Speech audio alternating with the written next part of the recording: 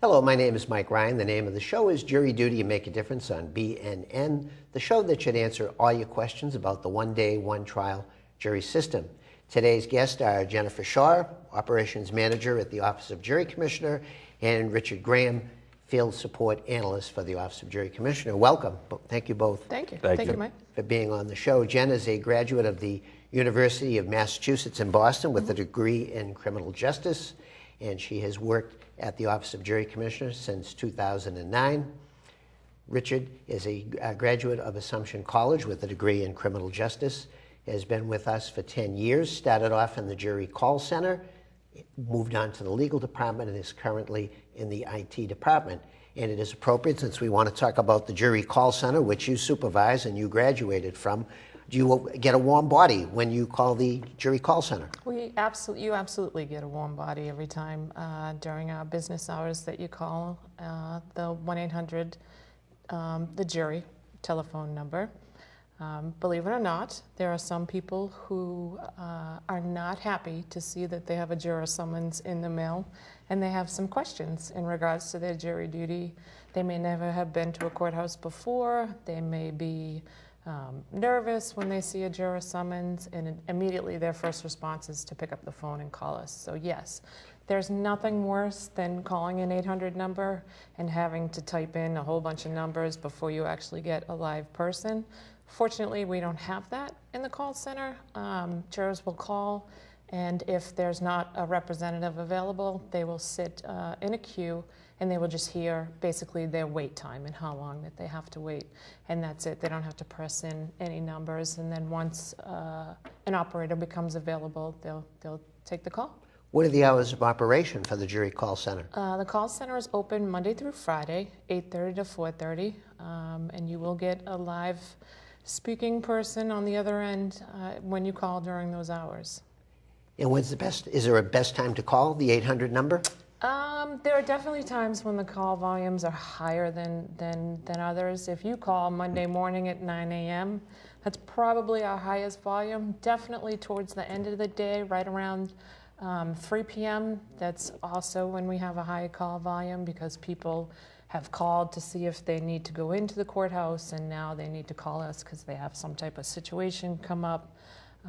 Tuesdays after long weekends. Tuesdays after a long weekend, definitely. Fridays are typically a slower day. There are not as many jurors scheduled on a Friday, so if you can hold off and call us on a Friday, you definitely have less of a wait time. We do typically answer all calls on average within 2 minutes. So That's a good response. yeah. About how many calls do you average to the call center every day? On a daily basis, we get anywhere between 900 to 1,200 calls per day, depending on the day. And it's, you never know what kind of calls that you're going to get, and it's great that we actually have people there and are available to still answer and speak to people. Rich, you started in the jury call center. How do you handle difficult calls? The best thing to do is hear the person out. Usually, they'll have some complaints, or maybe don't want to go in at all. But if you listen to what they're saying, there's usually something that you can offer to kind of ease their frustration. Maybe transfer it to a different location, explain how to do that. Pick a day that's going to work better for them. Generally, courts bring in jurors Monday through Thursday for the most part, so you can find a wide variety of days to help them out. What's the most common question you would hear in the jury call center? Probably, why do I get called every year and my neighbor never gets called? And why would people ask that kind of question?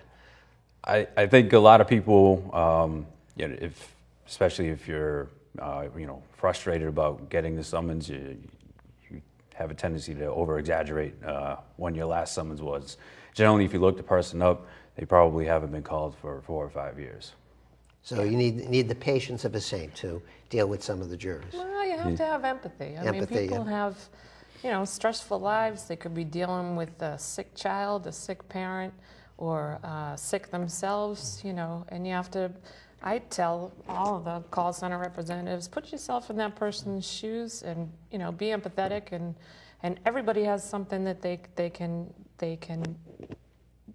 understand and are probably going through a situation similar to what the juror calling in is going to. So We've all been on the other side of the 800 number. Yes. So Everybody's. yeah. Now, can you call after hours, the 800 number? You can call after hours. There's a bunch of pre-recorded messages, depending on what your need is, that you can kind of scroll through and punch numbers through. Or the best way to get in touch with us is to go on our website and go in and log in with your badge and PIN number and zip code. You can request a disqualification. You can confirm. You can request a hardship transfer if you need to transfer your location, if you have a valid hardship reason.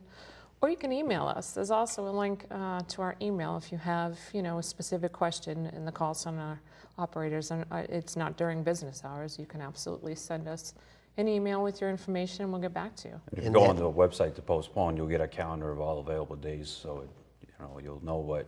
You could pretty much do almost any kind of transaction on the website. Definitely. And what is that address? It's majury.gov, and you want to click on the link that says respond to your summons online.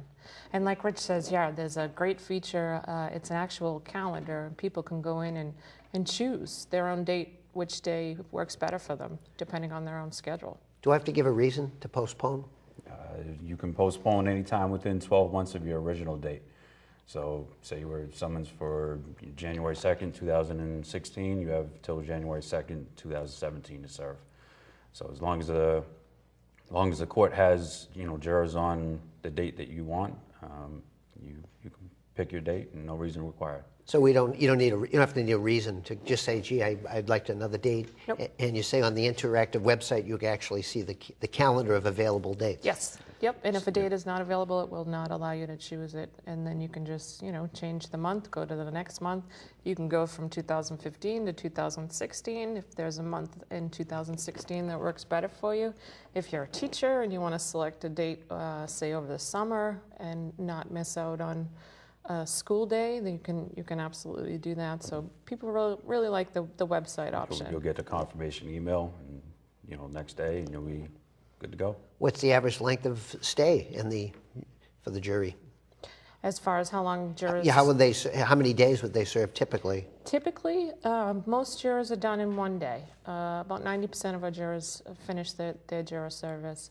It's one day or one trial. Like I tell everyone who calls in that may have a concern, the judge will absolutely let everybody know how long the trial is going to be, and anyone who has a hardship with that length of that trial and has a valid reason can speak to the judge at that time. So only the judge in the courtroom then could dismiss somebody or retain somebody for jury duty? yes. What about if I have trouble with English? Are there bilingual operators at the jury call center? We have a number of Spanish speakers. That's generally the most common language aside from English. But we do have someone who speaks Creole. Creole. Yep. So we do the best we can to accommodate anybody that does call or come in. Yeah, for a small office, we're very fortunate to have 4 or 5 different bilingual speakers, so works out great. What about people who may be hearing impaired and can't use the telephone?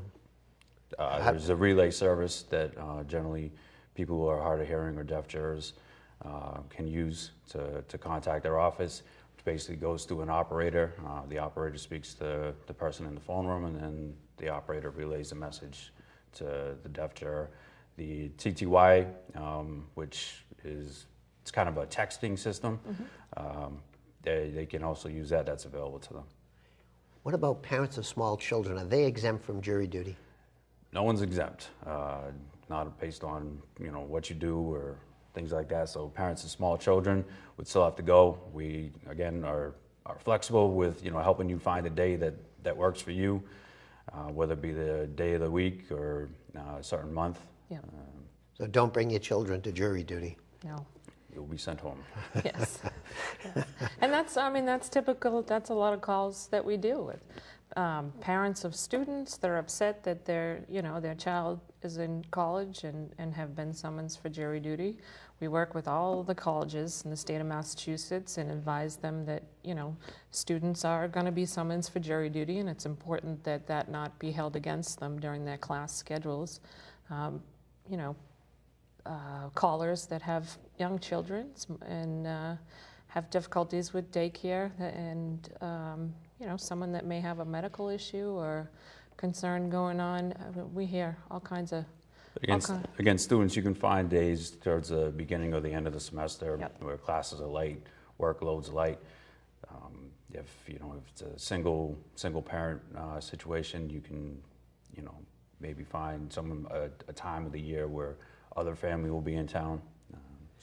The minimum age for jury duty is 18. 18, so someone in high school and college could get called for jury and would be eligible. As long Yes. as you're 18 by the day you are called for. Yes. You could receive a summons in the mail while you're still 17, but your birthday is up and coming, and your summons is for a date after your birthday has passed, and you're already 18.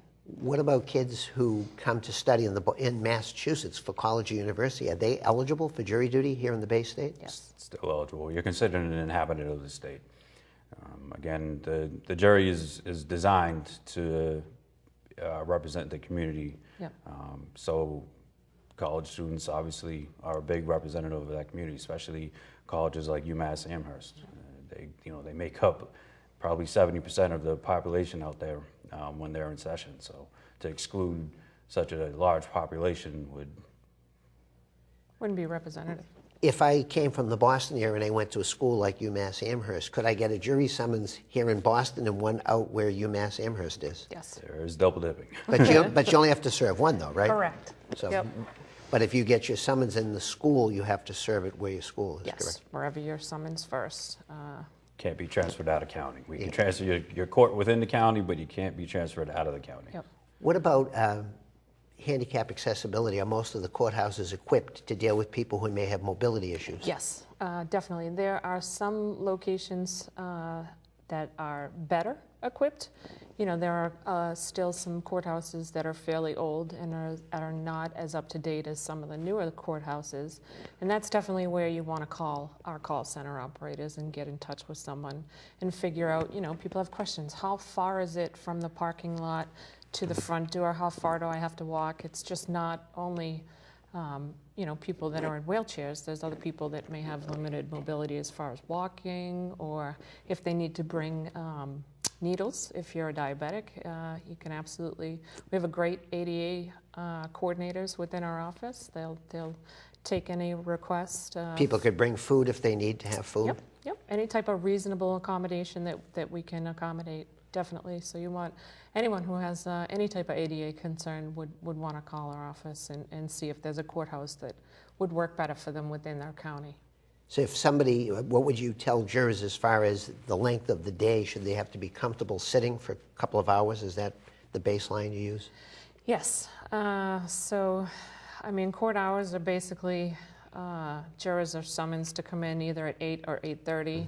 Most court business is done by 4 or 4:30. It all depends, again, if you have some type of discomfort and not the ability to be able to sit for that long. That's definitely something that you can call us and we can talk over. And some people may need to get a doctor's letter to be excused from serving if they can't do it, if they have that severe of a medical condition that yes, they can't sit for that long of a time period. Rich, what should I wear for jury duty? Do I need to wear a tie? There's nothing set in stone that says what you need to wear, but it's serious business, so you should dress according to the business is going to be conducted. So basically, we would advise people business casual. Yep. You don't want to show up in ripped jeans or something inappropriate written on the T-shirt. Jurors have been sent home, have they not? If they're Yes. dressed inappropriately Yep. for jury duty. Yeah, during the summer, there's some courts that, they won't accept you if you have flip-flops and shorts and tank tops on. Jury duty is a serious business, and if your family member was the one who was being charged with a crime, I'm sure you would want the jurors that are sitting on your own trial or family member's trial to dress in a business-like fashion and in an appropriate way. So yes, some of them have been sent home. What's generally the biggest complaint about jury duty that you receive at the office from jurors? Length? Yeah, either length or downtime. Yeah. When you Yeah. go, there can be some downtime, and I think a lot of people don't understand why when they first get there, they're Hustled they're sitting for like a long period of time. Yep. They don't see what's going on behind the scenes in the courtroom with the parties and the judge working out motions and things along those lines. So I think if you don't know what's happening, you can get a little frustrated. So I think by and large though, the jury pool officers do a good job of trying to keep the jurors informed and kind of where things are, and whether or not they'll be needed, how many cases they're still waiting to hear back from. Yeah, there's been a huge change within the past 10 years, with the judges and our office and the administrative office to make sure that jurors are only brought in on the days that they're actually needed. Our goal is to get every juror into a courtroom. There are unfortunately going to be some days where the case will settle and a juror won't be able to get to a courtroom, but the juror just being there has made a difference. So You'll hear that from judges a lot, that when jurors are, ready to go and present, a lot of times that can make someone take a plea. So Just the presence of Just the jurors leads to presence, yep. resolution. So Yeah. what should jurors expect, Jen, when they come into their courthouse? What is there some sort of a routine when they check in for juror service? there is, so every juror who's scheduled will receive a reminder notice about 10 days ahead of their scheduled date. That reminder notice will have a number that they need to call the night before. It'll have a map and directions to the courthouse, the time that they need to be there, the location of the jury pool room that they're going. When they come into the courthouse in the morning, they'll go through security and then head on up to their jury pool, wherever that's located.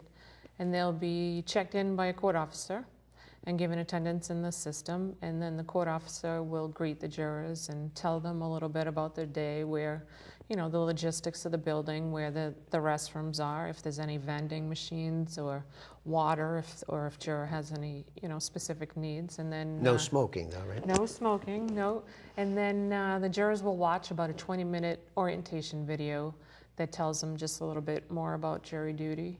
And then a judge will come down and welcome them, and they'll proceed about their day.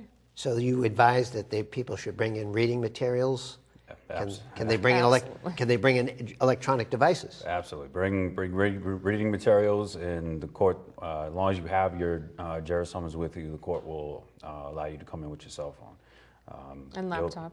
Yeah, you'll Yep. see the sign outside of most courthouses that said no electronics, but as long as you have your summons there and you're there for jury duty, You let the front security know that you're a juror. They will allow you in. And many people bring in, Kindles and laptops. We're in a technology. But no Wi-Fi? No Wi-Fi. No Wi-Fi yet. Yeah.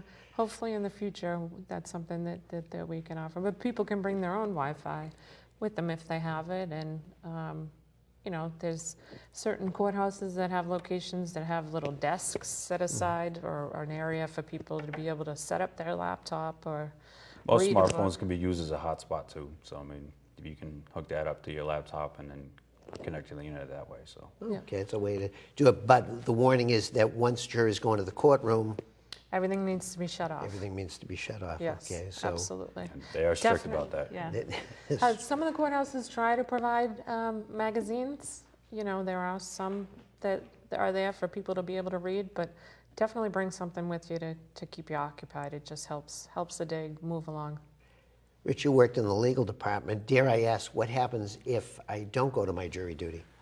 First thing that will happen, you'll get a fail to appear notice, a gentle reminder that you forgot about your day. So, and when would I get that if I didn't go to jury duty today? Generally, a week to 10 days after you missed it. It gives you the phone number, 1-800 the jury. Tells you to call and reschedule. If you don't call and reschedule, at some point in the future, you would get a delinquency notice, a more stern reminder that you forgot about your day. And how much time do I have to resolve my jury delinquency with? The delinquency notice gives you 30 days from 30 the date days. that it's mailed. And What if I was foolish enough and it didn't respond to that? or didn't receive it in the I mail. didn't receive it in the mail. Yeah, and then you would get an application for a criminal complaint in the mail, which would basically give you a show cause hearing date.